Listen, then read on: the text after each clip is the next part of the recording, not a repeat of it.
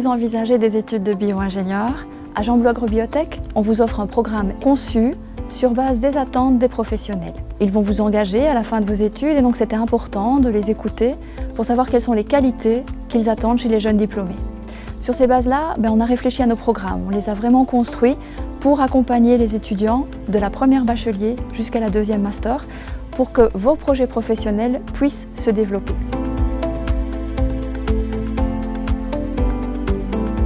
En première bachelier, on va démarrer avec un accompagnement qui vous permet de prendre pied dans l'enseignement universitaire. C'est très différent du secondaire et donc ça se travaille. Et puis progressivement, vous allez gagner en autonomie, vous allez avoir des projets à gérer de plus en plus complexes et de plus en plus seuls, avec toujours des enseignants pour vous servir de mentor, mais vous allez vous rapprocher de situations professionnelles réelles et concrètes progressivement dans tous nos domaines de spécialité.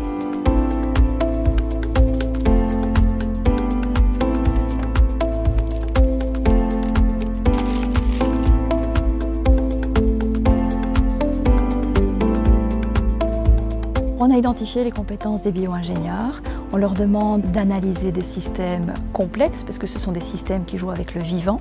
On leur demande d'être capables de gérer des projets, de concevoir des solutions nouvelles. Nous avons énormément de défis à relever dans les années à venir.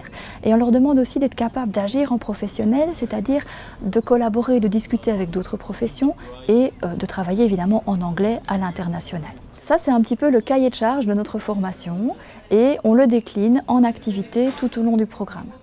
Et donc, progressivement, nos étudiants vont d'abord apprendre les connaissances de base qui sont nécessaires à tous les bio-ingénieurs, la chimie, les mathématiques, l'informatique, et puis ils vont aller dans des cours de plus en plus élaborés qui intègrent ces différentes connaissances et leur font appliquer les concepts.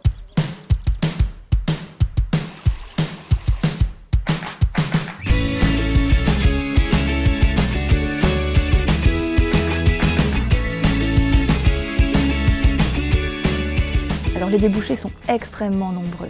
Nous avons des étudiants qui travaillent partout dans le monde sur de la production agricole primaire et ils doivent assurer une production suffisante, une production qui répond aux attentes de la population, tant au nord qu'au sud. Au nord, il y a énormément de développement vers des aliments santé. Au sud, on a encore énormément de problèmes de production d'aliments avec une bonne qualité nutritionnelle, une alimentation suffisamment diversifiée. Toute la transformation des bioressources est aussi un secteur important, vers l'alimentaire mais aussi vers le non-alimentaire. Production de molécules à très haute valeur ajoutée dans les secteurs pharmaceutiques par exemple. La gestion de l'environnement autour de ces productions est importante. L'agriculture jusqu'à aujourd'hui a parfois eu des impacts sur l'environnement qu'on ne maîtrisait pas. On ne peut plus se permettre de travailler comme cela et donc nos ingénieurs travaillent à mesurer et à quantifier les effets sur l'environnement des systèmes agricoles et à trouver des systèmes qui sont optimaux pour allier la production et le respect de l'environnement. Au niveau de la gestion des forêts, c'est une gestion de plus long terme, la production de bois, ou bien la gestion de la nature, de la biodiversité, faire revenir dans des zones urbanisées ou dans des zones anthropisées la nature, la biodiversité. C'est ainsi que nous avons des étudiants qui travaillent à l'agriculture urbaine, qui est un nouveau débouché qui émerge depuis ces dernières années.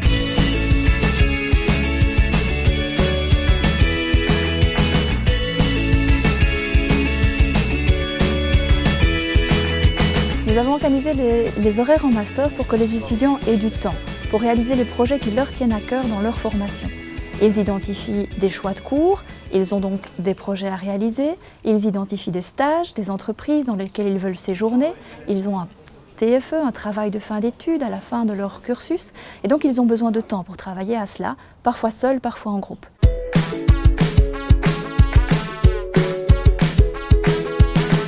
On leur demande de réfléchir à ce qu'ils ont appris après toutes ces expériences, à quelles compétences ils ont développées. On leur demande vraiment d'avoir une réflexion sur leur parcours et ça fait des professionnels conscients de leurs capacités, conscients aussi de leurs limites et donc extrêmement performants au niveau professionnel.